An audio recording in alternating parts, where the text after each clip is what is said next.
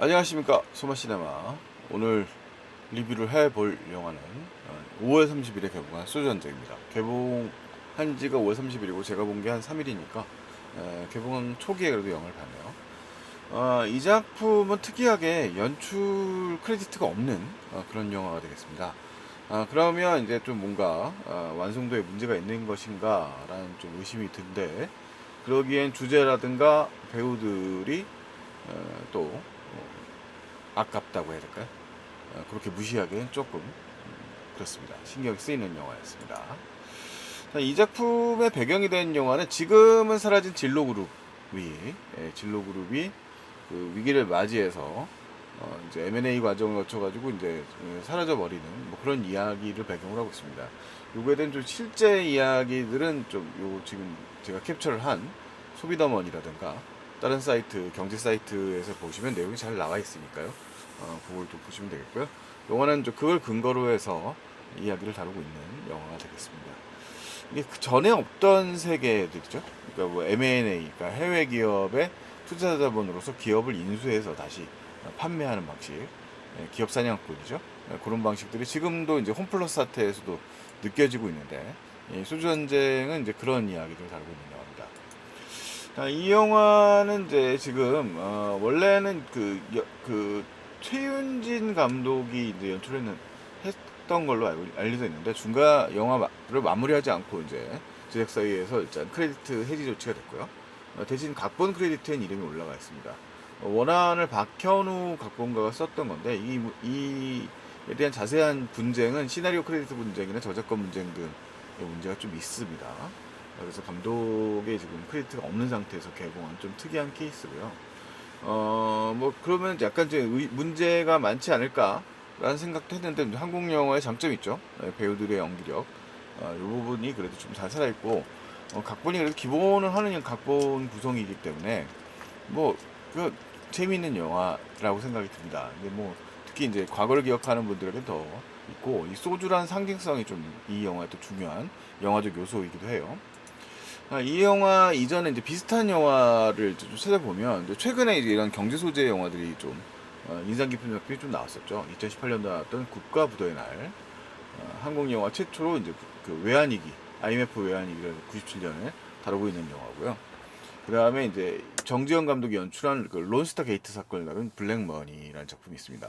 사실 제가 경제에 대해서 굉장히 문외한이라서 아는 게 없는데, 뭐 일단 이 작품들을 보다 보면 이게 특히 한국 영화들은 이제 그 일반 서민의 눈높이에 맞추기 위한 노력들을 상당히 많이 하죠. 이 경제에 어떤 효과를 나타내는가 이런 문제고, 요 영화들은 이제 경제 영화가 인기가 없었던 영화들인데, 특히 이제 애덤 맥케이가 연출했던 2015년의 빅쇼트 같은 영화들이 이제 크게 이제 알려지게 되면서, 뭐 국가부도의 날의 형식의 상당 부분을 이제 빅쇼트에서 좀 가져온 부분도 있고요. 그런 경제 영화의 흐름이 최근 들에 좀 많이 보인다라고 할 수 있겠습니다. 그러니까 우리 삶에 어쨌든 경제가 미치는 영향이 상당히 막강하기 때문에 무시할 수 없는 부분이고요.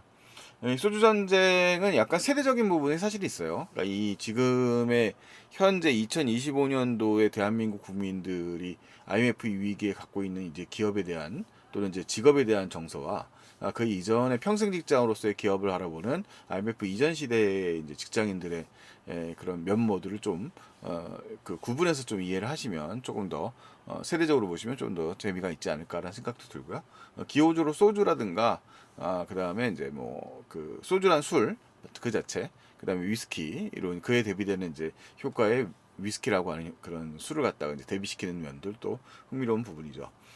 이 영화에 대한 평가는 뭐 생각 보시는 것처럼 뭐 크게 주목을 많이 받고 있진 못합니다만, 이제 그 아까 말씀드렸던 그런 갈등의 요소들이 좀 미심쩍은 부분들이 있으니까 그래도 평 자체가 나쁘지 않은 것 같습니다. 일단 유해진 배우가 연기하는 서민이라고 하는 그 설정, 서민의 아버지라는 설정 자체가 상당히 좀 매력적인 부분이 있어요. 요 부분은 이제 그 IMF 이전 세대들이 갖고 있는 그런 직장인들의 모습, 헌신적인 그런 직장인의 모습들을 좀 담아냈다고 말할 수 있겠죠. 자, 그 다음에 이제 이 영화 주요 캐릭터는 이제 양자가 대립하고, 사실 이 투톱 영화예요. 두 명의 배우가 다 끌고 나가는 인물이고요. 이들이 이제 뭘 마시느냐를 지켜보는 것도 사실 좀 흥미로운 부분이고, 유해진은 표종록이라고 하는 일종의 재무 이사를 맡고 있는, 그러니까 이제 일종의 이 영화상의 이제 이제 가상의 진로 사태를 배경으로 하고 있습니다만, 이제 가상의 회사죠. 이 국보라고 하는 회사는 이제 석 회장의 무리한 확장으로 인하여 실제 진로가 그랬어요. 뭐 여러 가지 사업을 많이 펼쳐놓긴 했지만, 소주 사업에 막대한 흑자를 배경으로 했어도 이세경 체제였죠. 30대에 이제 취임한 당시에 이제 장 회장인데 그 양반이 이제 이것저것 하다가 이제 IMF 위기 때 이제 회사가 이제 급격하게 기울게 되죠. 자, 그 밑에서 이제 재무 담당 이사를 맡고 있는 게 이제 유해진입니다. 사실은 이제 이사라고 하지만 거들먹거리지 않는 전형적인 서민형 이사이고요. 실제로는 그냥 성실한 직장인의 얼굴을 가지고 있다고 할 수 있겠습니다. 뭐 거주하는 공간이라든가 지극히 뭐 약간 뭐 아파트 거주를 하고 있으니까 뭐 엄밀히 따지자면 중산층입니다만, 현직 눈높이로 보자면 이제 그냥 평범한 월급쟁이 직장인의 이제 이미지를 가지고 있는 사람이고요. 최인범은 이제 그래도 미국에서 이제 성공을 꿈꾸면서 이제 투자 자문회사에 취업한 대형 투자 자문회사 취업한 인물로 등장을 합니다. 뭐 배경 설명에 보면 서울대를 나오고 뭐 어디 미국에서 어느 대학을 나오고 뭐 이런 설정들이 나와 있는 인물이고요. 이 MBA M&A를 지휘하면서 아이디어를 내고 지휘하면서 성공한다면 한국지사장의 그런 대우를 받을 수도 있는 그런 좀 상승을 꿈꾸는 청춘이라고 할 수 있습니다. 이 사람은 철저히 이제 자기를 위해서 일하는 스타일이고요. 그런 것들을 이제 세대를 좀 갈라서 표현했다고 말할 수 있겠습니다. 사실 뭐 가상의 인물들이라고 말할 수 있고요.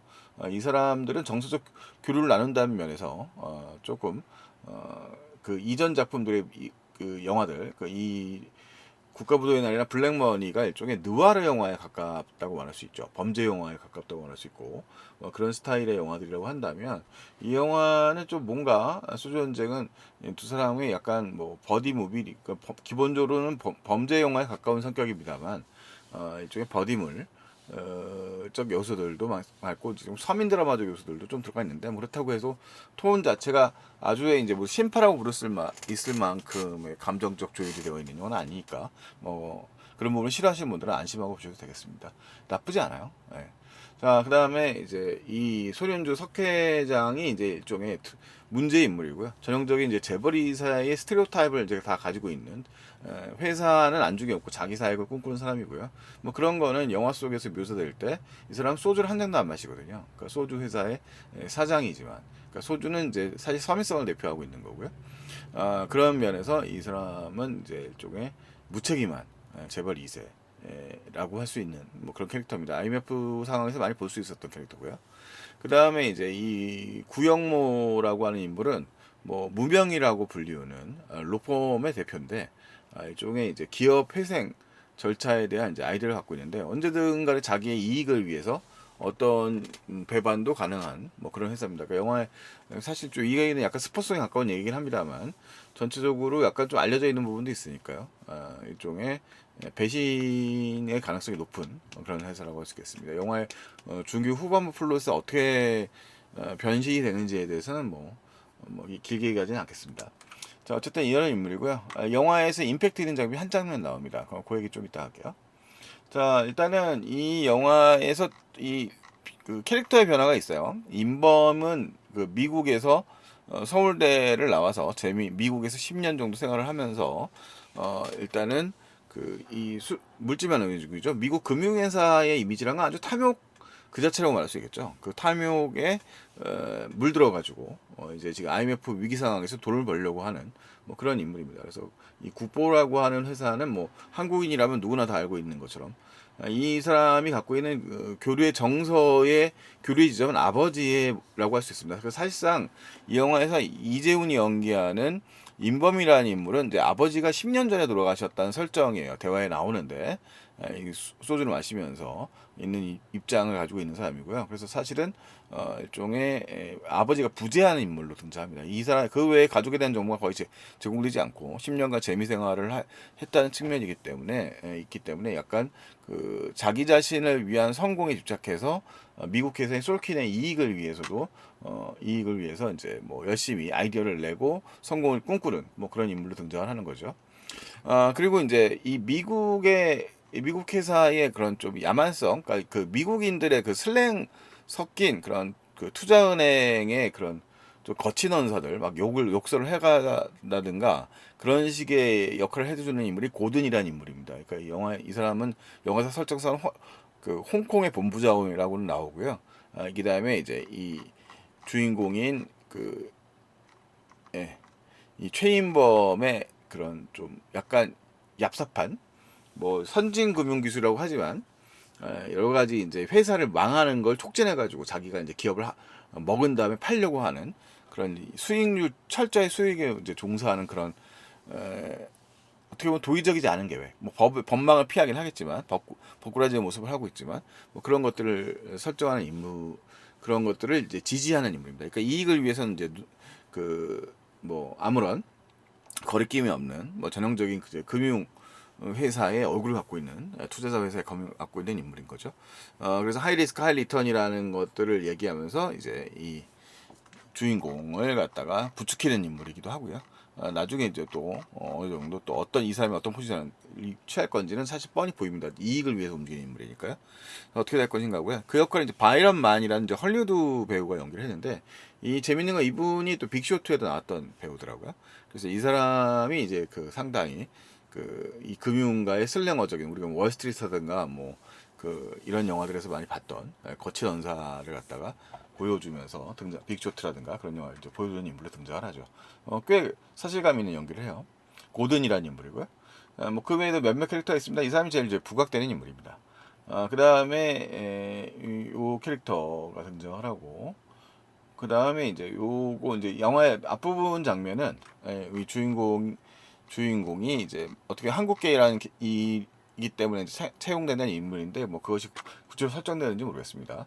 그래서 1,000억의 자금으로 이제 국부를 파산시키고 이제 그 기업을 합병해서 이제 팔아먹을 계획을 세우는 거죠. 지금 현재 이제 진로는 하이트 진로에 소속되어 있는 과정인데 그 중간 과정에 대해서 나온 자료가 일반적인 자료는 많지 않더라고요. 아마 뭐 그런 과정에 개입이 있었지 않을까 싶습니다. 영화 시나리오의 구성은 어떻게 쪼개서 했는지까지 모르겠습니다. 리서치를 어디까지 했는지 모르겠네요. 자, 리서치 많이 하셨겠죠. 자, 그렇게 되고 그 아이디어를 이제 이 주인공 최인범이 냅니다. 그러니까 이 사람의 꿈꾸기가 일단 있다는 설정인 거죠. 이 사람이 야신가는 영화 김포 장면에 입국하는 장면에서 등장을 하는데 이 최인범을 보조하는 서포트한 인물로 일종의 이제 백성빈이라고 하는 신입사원도 연기하는 있습니다. 김기애라는 배우가 연기를 하고 있는데 이 친구가 이제 등장을 할 때 그 페라리를 타고 나오거든요. 빨간색 페라리를 타고 나오는데 마중 나오자 그 차를 좀 빌리자라고 하면서 영화의 김포 장면에서 이제 차를 몰아가는 장면부터 나와요. 이제 그러면서 사무실로 향하는 장면인데 그 장면 자체가 지금 이 최인범이 하고자 하는 일인 이제 강탈이라는 것을 설명해주는 장면이라고 할 수 있겠죠. 자, 그리고 이제 이 영화에서 국가 이제 1차 부도를 냈다라고 이제 설정 위기사항들이 등장을 하고 있고요. 그 첫 장면에서부터 이제 무책임한 이 회장 소련주 배우가 연기하고 있는 석 회장이라고 하는 인물의 이제 그런 뭐라고 할까요? 천박한 모습, 천박하고 무책임한 모습들을 많이 볼 수 있습니다. 자, 그리고 이제 이 사람이 이제 이 위기 상황을 접촉해 줄 수 있는 자문회사로서 승소율이 매우 높은 법인 변호사인 이제 최영준이 연기하는 구영모라는 인물을 이제 만나게 되죠. 이 구영모라는 인물에게 기업 이제 유액이라고 할 수 있죠.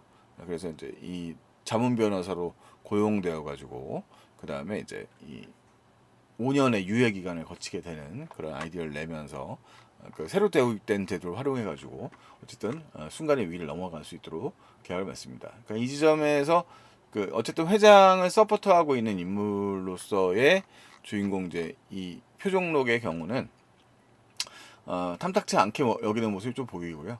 시종일관 이 석진우란 인물의 그런 좀 뭐랄까 할까 가벼운 모습들은 이 모토로라 스타텍을 계속 딸깍딸깍 소리를 계속 내면서 당시로서는 이 사람이 뭐 이 진로를 바라볼 때의 의도와 달리 일종의 별 관심이 없다는 걸 사실 이 장면에서 또 보여주는 것 같은데, 이 사람이 쓰고 있는 폰 자체가 뭐 일단은 고민 소주를 마시지 않는 사람인 것처럼 당시로서는 이제 아이폰 계열의 아이폰쯤에 해당된다고 할까요? 모토로라 스타텍을 쓰고 있는 모습 자체가 좀 그런 모습도 보여주는 것 같고요. 뭐 의미부여를 제가 더 많이 한 것 같습니다만. 자, 그리고 이제 이 사람이 이제 가지고 있는 보면은 이런 상황이고요. 이 술장도 사실 좀 재미있는 모습이에요. 뒤에 보면 이 영화의 장면에서 이제 거래를 한 다음에 마시는 게 로얄 살루트거든요. 뭐 로얄 살루트 어느 버전까지인지 모르겠습니다만, 하여튼 로얄 살루트를 마시고 항상 이제 스카치의 글래스에다가 나눠서 언더락 글래스에다가 마시는 모습들 같은 걸 자주 보여줘요. 그래서 이 사람은 소주를 마시지 않는 사람이라는 건 사실은 이 사람이 이 우리가 갖고 있는 이 상류 계급의 그런 위선성을 보여주는 사람이라고 말할 수도 있겠습니다. 사실 소주를 마시거나 이 영화 속에서는 소주 전쟁이라는 제목처럼 소주를 마신다는 게 사실 좀 의미가 있어요. 자, 그래서 이런 이제 뚱한 표정이 좀 나오고요. 이런 거죠. 이런 글라스를 항상 들고 나면 크리스탈 글라스를 들고 나오는 모습을 볼 수 있습니다. 자, 어쨌든 이제 이런 빈틈을 알고 있는 지금 이 최인범의 경우에는 세계적 자문회사인 솔킨의 이름을 들고 막아들겠다는 이제 제안을 하게 되면서 이 구포라는 회사와 구포 소주 회사와 이제 결합을 해가지고 일단 작업을 시작하게 되죠. 그러면서 일단은 이 소주 회사의 재무이사인 이 표종록 유해진 배우가 연기하는 인물은 어딘가 이제 어디 갈 데 있냐 그러더니 술 한잔 하시려고 합니까? 라고 하니까 자기가 데리고 가고 싶은 데가 있다고 하는데 그게 바로 자기의 남양주에 있다는 설정의 소주 회사로 데려갑니다. 이 소주는 잠깐 이벤트성으로 이제 모 편의점에서 출시가 되었으니까요. 저도 찾아봤는데 지금 주변에 없더라고요. 자, 어쨌든 이 영화를 보시고 소주가 땡기시면 요 소주를 한번 찾아보시면 되겠는데, 이 소주는 보해양주에서 출시가 됐어요. 자, 어쨌든 간에 이렇게 영화에 가자마자 이 소주에 대한 애정에 대한 이 표정록의 모습을 볼 수 있습니다. 그러니까 직원 회사들과 함께 사실상은 이 소주에는 관심이 없는 이 최인범에게 무작정 새로 나온 소주라면서 시음을 해보길 권하죠. 그러면서 약간의 개그 장면이 들어가는데 뭐 정도가 심하지는 않고요.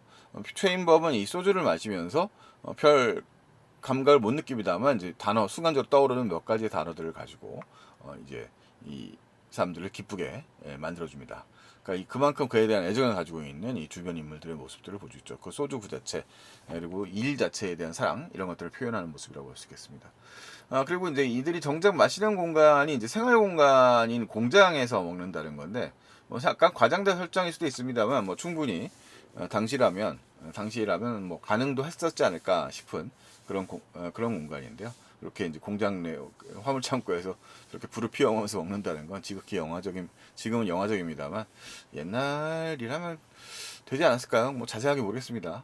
어쨌든 간에 이 영화에서 이제 이들의 교감은 사실 좀 중요한 장면이에요. 그런 뭐 영화적 설정의 뭐 여부를 떠나가지고 이 둘은 이제 대화를 나누고, 최인범은 기본적인 야심을 가지고 있기 때문에 네가 이렇게 열심히 왜 하는지 모르겠다라는 식으로 이제 표정록에게 이제 얘기를 합니다. 유해진에게 얘기를 합니다.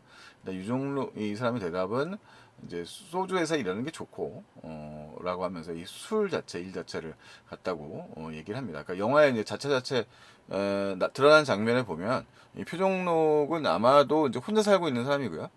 아마 항상 그의 부인과 딸은 사진으로만 등장을 합니다. 그러니까 이 사람은 아마도 이 일에 이제 미쳐서 아마도 부인에게 이혼당한 인물로 보여요.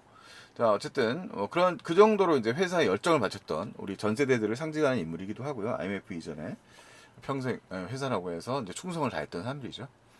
자, 어쨌든 그러면서 이 사람의 어느 정도의 이제 감흥, 그러니까 아마도 이제 이 사람이 이제 부재하고 있는 그 아버지의 그 모습을 10년 전에 이제 아버지가 뭐 영화상에서 기초로 언급되지는 않습니다만 아마 이 소주를 좋아했던 사람이고 전형적인 한국인 아버지로서 일을 열심히 하다가 아마 돌아가시지 않았을까라는 설정은 있네요.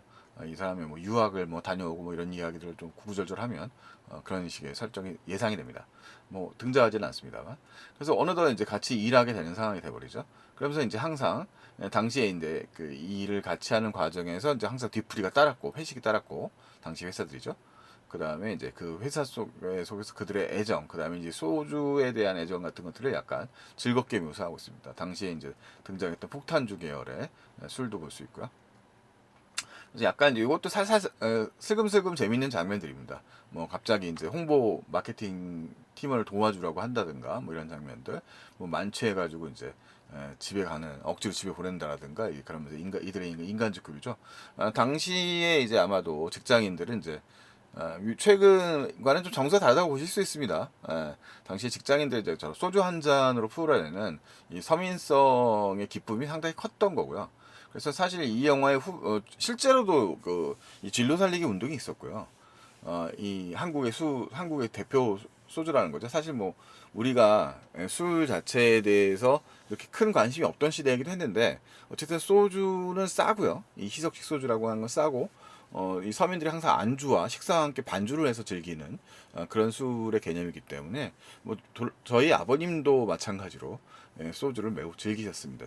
젊은 시절 나중에 좀 막걸리 연세가 드신다면 막걸리로 좀 바뀌셨습니다만 그런 상징성이 있죠. 그래서 그리고 이제 한국인들에게는 이제 이런 소주가 늘 따라다녔습니다. 어디를 가든 간에 이제 그런 세대적 차이에 대한 약간 갭과 동시에 약간 그것을 유머러스하게 표시한 장면이 앞부분에 등장을 합니다.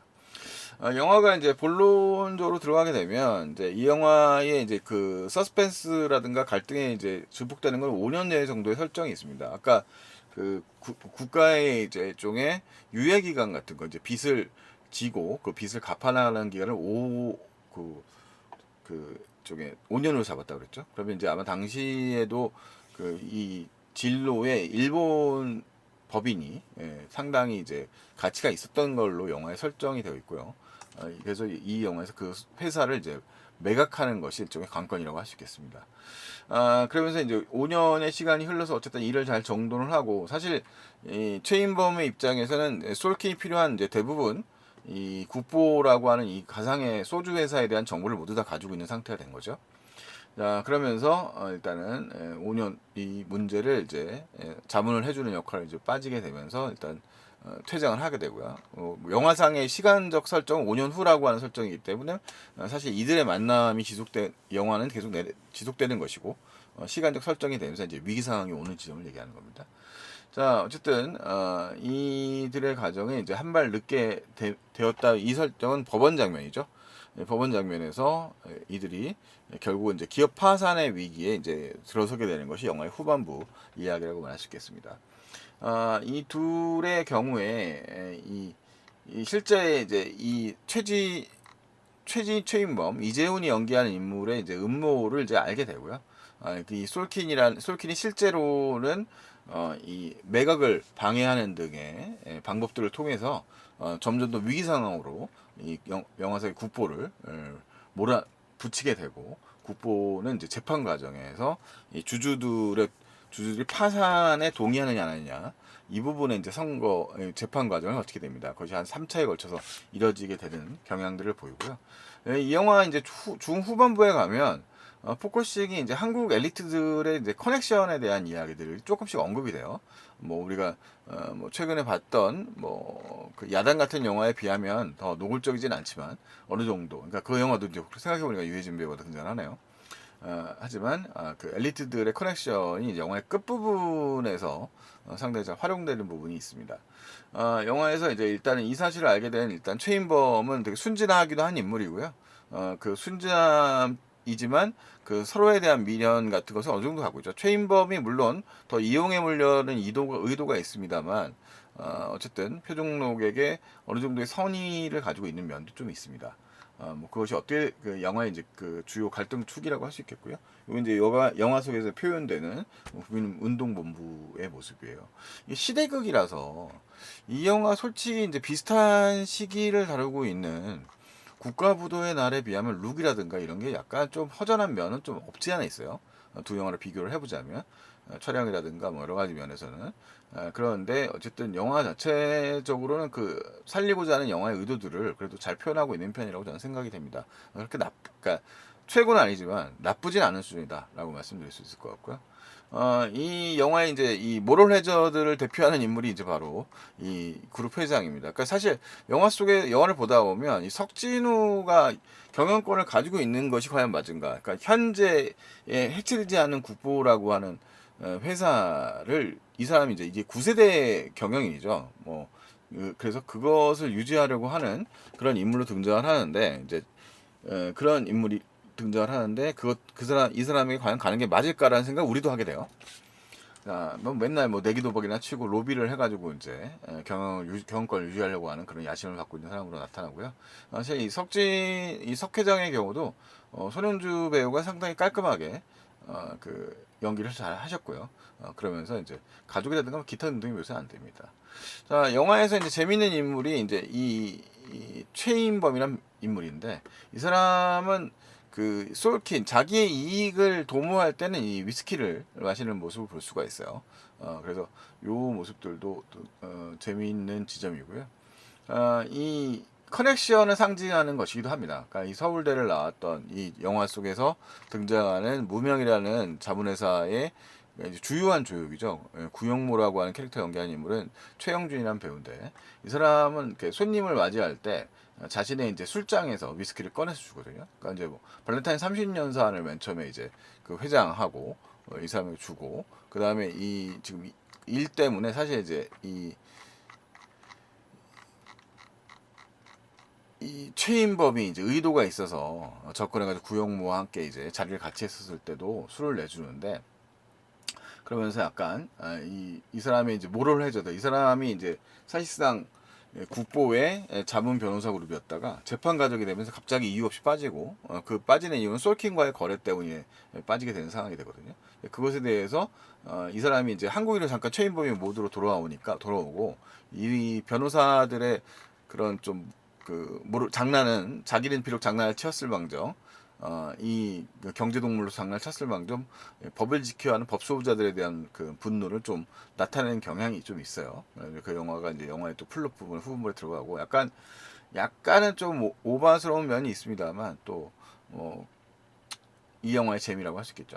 그래서 여기 이때도 이제 뭐 글렌 리벳 시비 같은 걸 꺼내서 준다든가 하는 장면이 좀 등장하는데 이때 임팩트 있는 연기를 사실 좀 합니다. 그래서 이 구영모가 평소에 굉장히 점잖고 댄디한 이미지의 그 변호사이고요. 이지만 되게 충고라고 이제 자기가 이제 5년 선배 대학 서울대에서 5년 선배라고 이야기하면서 한 번만 우리가 주요 고객님한테 해주고 싶은 말이 있다 그러면서 되게 상스러운 욕설을 막 퍼부으면서 까부지 말고 돈이나 벌라는 요지의 이야기를 하죠. 그런 이야기를 하면서 이들이 가지고 있는 그 실제로 우리 서민들이 갖고 있을 만한데 당대에 이제 IMF를 맞이했다고 근무오기를 했었거나 이런 서민들이 가지고 있었던 그런 국가에 대한 애정 이런 것들과는 거리가 먼 엘리트들의 모습들을 좀 잘 표현하고 있는 장면들이 아닌가라는 생각이 드네요. 그래서 사실은 원래 이제 자기의 이익을 위해서 움직이는 인물이었습니다만 이 최인범의 경우는 좀 흔들리는 인물로 설정이 되어 있고요. 그런 모습에서 약간의 또 이제 이 이후에 이 표준록과 어떤 부분은 이야기를 하고 어떤 부분은 또 자기의 이익을 위해서 움직이기도 합니다. 여기서 이제 우리 또 다른 빌런 석 회장은 또 표종록을 몰아붙이죠. 사실 이 표종록이라는 인물은 한 명의 인물이라고 말하기 사실 좀 뭐 대표하는 인물이라고 보기 사실 좀 어렵고요. 일반적으로 진로를 사랑했고 진로에 애를 썼었던 열정적 자기의 청춘을 바쳤던 이제 그런 아버지 세대들의 모습이라고 말할 수 있겠어요. 그런 아버지 세대들에서 넌 머리가 나쁘다면서 비난하고 자기 이익을 도모하는 석 회장은 우리를 실망시켰던 기업 경영자들의 모습이었죠. 자, 그런 모습이고 이제 석 회장은 결국은 자기의 이익을 도모하면서 불법적인 일까지 도모하다가 이제 물론 표정록도 이제 그것을 어쩔 수 없이 따라갔던 걸로 묘사가 됩니다. 그러니까 이 사람도 따지고 보면 어느 정도 범죄자입니다만 뭐 사실 그 회사의 일이라면 회사가 살아남기 위해서는 뭐든지 했었던 우리 부분세들이 많이 있으니까요. 뭐 그런 직장인들 지금도 계실 거고요. 뭐 그런 모습이라고 할 수 있겠죠. 근데 뭐 경영 이 사람은 그런 뻔뻔함, 자기 실패와 자기 때문에 일어난 일들에 대한 아무런 스트레스 받지도 않는 그런 인물이고 그 와중에 자기 이익을 도모하는 인물입니다. 실제로 그뭐 여러 재벌 이사들의 그런 좀 뻔뻔한 모습들이 더해져 있는 인물 같아요.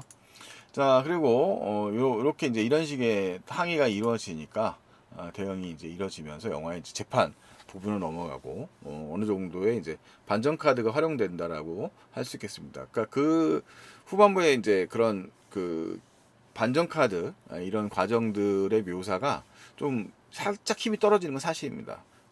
약간 뭐 좀 뻔하게 흘러가기도 하고 그렇게 되는데 영화는 또 약간 이제 반복적인 대사의 변주를 통해서 여러 가지 재미를 줘요. 그래서 앞부분에서 이 표정록 같이 미련하게 일하는 사람에 대해서 최인범은 자기를 위해서 일하는 충고를 하게 되는데 결과적으로 자기의 성공을 위해서 회사에 막대한 이익을 남겨준 최인범 역시도 어떤 모종의 이유로 인하여 그런 똑같은 대사를 다시 듣게 되거든요. 그리고 이제 이들은 영화의 이제 에필로그에서는 마지막 장면에서 일단 표정록은 자기의 어떻게 보면 행복이라고 할 수 있는 작은 이 소주 이 도가를 만들어 가지고 여기서 그 같이 전에 퇴사당한 친구들과 함께 회사를 운영하는 모습으로 다가오고 1년에 그 일을 거치고 있는 거친 최인범을 만나서 소주 한 잔을 마시면서 웃는 장면들로 이제 영화 에필로그를 메우고 있습니다. 그러니까 시대의 변화도 어느 정도 담고 있는 얘기고요. 그러니까 우리가 이제 IMF 이전에 회사의 인간으로서 경제 성장을 막 키워나왔던 그런 세대들의 한 세대의 단락이 이제 끝나고 그 다음에 이제 자신의 삶을 즐기며 살아야 된다고 하는 이제 보편적 메시지를 갖다 사실 좀 얘기를 해주고 있는데 이 영화가 이제 경제를 소재로 하고 있는 영화라고 치자면 사실 좀 그런 치밀한 과정들 그 약간 모골이 송연하다는 느낌의 그런 잔혹한 그 화이트 칼라 범죄자들의 모습들을 담아내는 것은 조금 피상적인 느낌을 주는 것이 사실 소주 전쟁이긴 합니다. 하지만 이제 이 무엇보다도 유해진 배우의 그런 아까 얘기하는 그런 그 과거의 우직한 아버지의 모습들의 풍경을 담아내는 모습과 그 다음에 이제 약간씩 변화해 나가는 이런 이재훈 배우의 연기 같은 것들도 뭐 사실 나쁘지 않아서 영화를 보는 재미는 상당히 좀 괜찮았던 영화였던 것 같습니다. 뭐 그 솔직히 뭐 이렇게 막 아주 뭐 훌륭하다 이런 건 아니고 그 다음에 역시 또 아주 또 엉성하다 이것도 아니에요. 그래서 약간 그래도 시간을 보면서 저 소주 진로 사실 진로란 그냥 영화에서는 진로란 말이 안 나옵니다. 영화 이제 에필로그의 자막이 나올 때도 이 이 영화의 모티브가 된 회사의 경우에는 뭐 어떻게 되고 있고 뭐 이런 것들 교훈을 줬지만 우리는 여전히 이제 비슷한 일을 계속 겪고 있다. 뭐 이런 이야기 정도로 이제 마무리가 되거든요. 그래서 나름 이제 사실 한국인으로서는 이런 일련의 과정들이 현실의 이제 경제적 변화로서 작동되고 누군가 이제 자신들의 탐욕을 위해서 이런 일들을 벌이고 있다는 사실을 한번 환기시킨다는 점에서는 또 의미도 있는 영화고요. 그래서 한번 뭐 지금쯤은 여러분들도 그냥 편안한 뭐 그렇게 어려운 영화가 아니라서 그렇게 또 경제가 좀 어렵다는 생각이 좀 있잖아요. 근데 그렇게 어려운 영화는 아니기 때문에 아주 단순화해서 이제 문제를 풀어나가고 있고요. 그런 모습들을 잘 담아내고 있는 영화가 아닌가라는 생각이 듭니다. 네, 그렇습니다. 소주 전쟁 뭐 괜찮았어요. 나쁘지 않았어요. 여러분들도 시간 되시면 기회 되시면 한 번쯤 찾아주시면 좋을 것 같습니다. 이상 소마시네마였습니다. 다음에 또 다른 작품으로 돌아올게요. 안녕히 계십시오.